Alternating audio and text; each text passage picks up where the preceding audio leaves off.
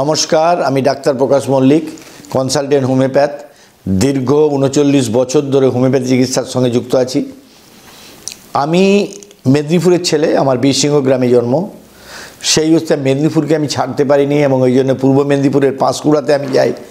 অপরদিকে আমি পশ্চিম মেদিনীপুরের মেদিনীপুর শহরে মাসে একদিন যাই। ওখানে বিভিন্ন জেলার বিভিন্ন মহকুমা থেকে এবং বাঁকুড়া থেকে এবং ঝাড়গ্রাম থেকে প্রচুর পেশেন্ট আসে। ইভিন আমি ঝাড়খণ্ড থেকেও পেশেন্ট পাই। তো সেটা আমার বলা উদ্দেশ্য নয়। উদ্দেশ্য হলো নারায়ণগড়ে কাছাকাছি একটি গ্রামের একটি মেয়ে আভা, সেই মেয়েটি সমাজসেবী বলা যায়। কোনো রাজনৈতিক কারণে, কোনো স্বার্থসিদ্ধির কারণে সে কিন্তু সমাজসেবা করে না। সে সমাজসেবা করে সত্যি করতে। আজকাল তো যে দুষ্কৃতি তাকে বলা হয় সমাজসেবী, কিন্তু ও তা প্রকৃত অর্থে সমাজসেবী। এবং গ্রামে গ্রামে জানি না ও বোধহয় ছোটোখাটো একটা হেলথের ব্যাপারে কাজ করে, কিন্তু ব্যক্তিগত উদ্যোগে ও বিয়ে করেনি। তো আমাকে বলে, স্যার আমি কিন্তু এই সার্ভে করি, বিভিন্ন লোককে উপকার করার চেষ্টা করি, বিভিন্ন ডাক্তারবাবুর কাছে ও নিয়ে যাই এবং কোন রোগের ক্ষেত্রে কোন রোগের চিকিৎসা সম্ভব সে ব্যাপারে সে নলেজ গ্যাদার করেছে, আমাদের কাছেও জানতে চাই। তো সে একটা কথা বলেছে, সে আমার ভিডিওগুলো দেখে আমাকে বলছে, স্যার একটা ভিডিও করবেন, গ্রামের মানুষ কিন্তু ঝাড়ফুঁকে বিশ্বাস করে। আর এই ঝাড়ফুঁক যে পরবর্তীকালে সেই মানুষটির মৃত্যুর কারণ হয়। যেমন আমরা একটা ভিডিও করেছিলাম সাপে কামড়ের। সাপে কামড়ালে অবশ্যই হসপিটালে যাবেন, antivenom injection is the best treatment. কিন্তু দেরি হয়ে গেলে তার কিডনি নষ্ট হয়ে তার মৃত্যুর কারণ হতে পারে। ওঝার উপরে বিশ্বাস করে বা কোনো দেবদেবী, আমি দেবতাকে প্রণাম করি, আমি দেবতায় বিশ্বাস করি, কিন্তু এই চিকিৎসায় কিন্তু দেবতার বিশ্বাস করার কোনো কারণ নেই। অপরদিকে দেবতাদেরও কিন্তু ডাক্তার আছে। দেবতাদের ডাক্তার হচ্ছে ধন্বন্তরী এবং তার ছেলে হচ্ছে অশ্বিনী কুমার। এবং ধনতেরাসে যে সমস্ত সোনাদানা কেনা হয়, আসলে ওটা ধনতেরাসের যে চতুর্দশী, এটা সেই ধন্বন্তরীর নামেই কিন্তু ওই চতুর্দশী পালন করা হয়। কারণ সেই অমৃতকুঞ্জ, অমৃত ভাণ্ডকে যখন উদ্ধার করা হয়েছিল সেই ধন্বন্তরীর হাতেই কিন্তু সেটা ছিল। যাই হোক, আমি বলতে চাইছি দেবতা আমাদের অন্যরকম ব্যাপারে, আধ্যাত্মিকতা নিশ্চয়ই বিশ্বাস করব, কিন্তু চিকিৎসার ব্যাপারে দেবতারাও কিন্তু চিকিৎসকের উপরে নির্ভরশীল। ধন্বন্তরী তার চিকিৎসক। এই ঝাড়ফুঁক একটা মানুষের জীবনে, তার জীবনটা বিজ্ঞানের যুগে আমরা হয়তো বা অতীতে দেবতার উপরে বিশ্বাস, সূর্য দেখে তার প্রকৃতির উপরে বিশ্বাস, জল দেখে বিশ্বাস, কিন্তু এই আধ্যাত্মিকতার মধ্যেও চিকিৎসা আছে। কিন্তু যখন চিকিৎসাটা আপনি রোগের জন্য করবেন তখন কিন্তু নির্দিষ্ট অভিজ্ঞ মানুষের কাছে যেতে হবে।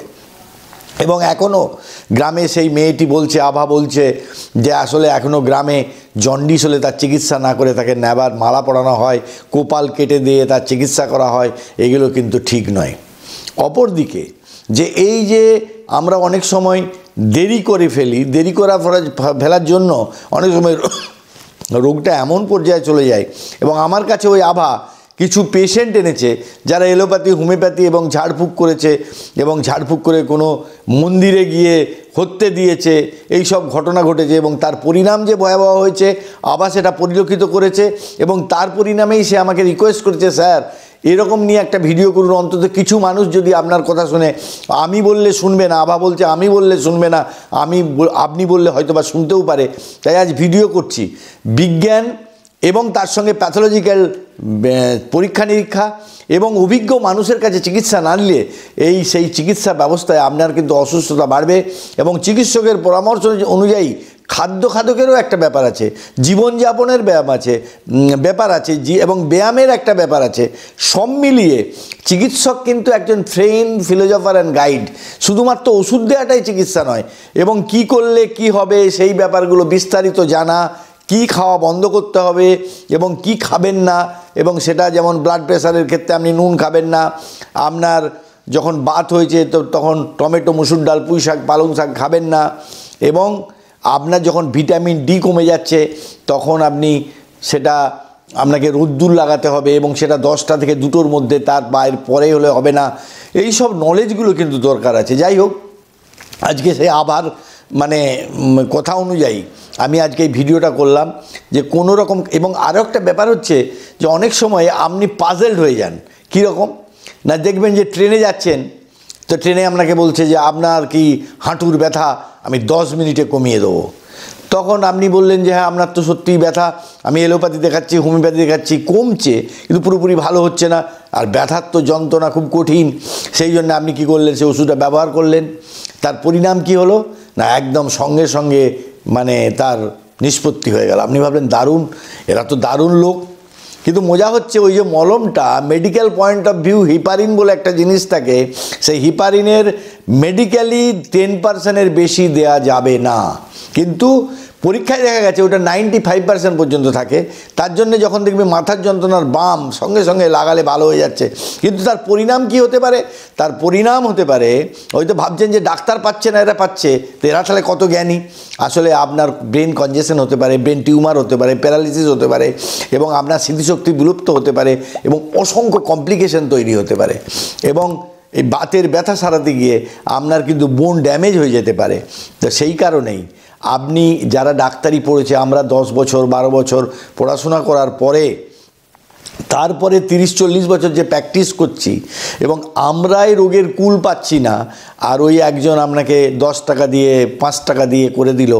এবং আরও সম্প্রতি আমি একটা রুগী পেয়েছি যার কোষ্ঠবদ্ধতা, এবং সেই কোষ্ঠবদ্ধতাটা কি হয়েছে না, কোষ্ঠবদ্ধতা সে ওই ট্রেনে ওষুধ খেয়েছে, এমন তার পায়খানা হয়েছে, তার অতিরিক্ত মাত্রায় দেওয়ার জন্য তাকে হসপিটালাইজ করতে হয়েছে, তাকে স্যালাইন দিতে হয়েছে। তাই সাধু সাবধান, আপনারা ভালো থাকুন।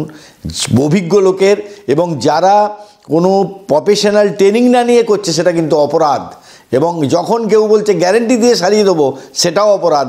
বায়োলজিতে 2 আর 2 4 হয় না, তাই বায়োলজিতে কিন্তু কখনো গ্যারেন্টি হয় না, কারণ মানুষে মানুষে ভেদ আছে। একই রোগের ক্ষেত্রে একই ওষুধ সবারই কাজ করবে না, এবং তাই আমি বলি যে আপনারা কিন্তু কোনো রকম ঝাড় ফুঁক টুক থাকবে, অনেকে বলবে ওই ডাক্তার কাছে চলে যা, ওই ডাক্তার কাছে চলে যা। ডাক্তারবাবু কি বলছে, আপনার গভীর গোপন কথা ডাক্তারবাবুকে বলবেন, ডাক্তারবাবু লক্ষণ অনুযায়ী ডাক্তারবাবু যখন ছেড়ে দেবে আপনি তখন বলবেন যে ঠিক আছে। কিন্তু আপনি অনেকে বলে যে আমি সারিয়ে দেবো, আত্মীয়রা বলে, আত্মীয় তো ডাক্তার নয়। অতএব এই গুজবের পা দেবেন না, প্ররোচনায় পা দেবেন না, চিকিৎসকের পরামর্শ ছাড়া মানে চিকিৎসা করবেন না। যাই হোক, আমাদের ভিডিও যদি আপনাদের উপকারে লেগে থাকে তা লাইক করবেন, শেয়ার করবেন, কমেন্টস করবেন, শেয়ার করে আমাদের বেল আইকনটা টিপে আমাদেরকে উৎসাহিত করবেন, তাহলে আমরা নতুন নতুন ভিডিও করতে উৎসাহিত হব। সবশেষে বলি আপনারা ভালো থাকুন, অপরকে ভালো থাকতে সাহায্য করুন। নমস্কার।